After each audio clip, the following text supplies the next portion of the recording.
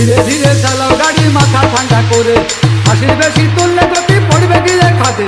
ধীরে ধীরে চালাও গাড়ি, ইঞ্জিন ভালো রবে, হাসির বেশি তুললে বেশি অ্যাক্সিডেন্ট হবে।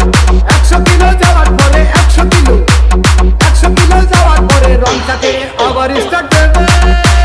যত কোথাও কাজ হবে না বন্ধ হয়ে যাবে, যত কোথাও কাজ হবে না বন্ধ হয়ে যাবে। বিরতিহীন ভাবে গাড়ি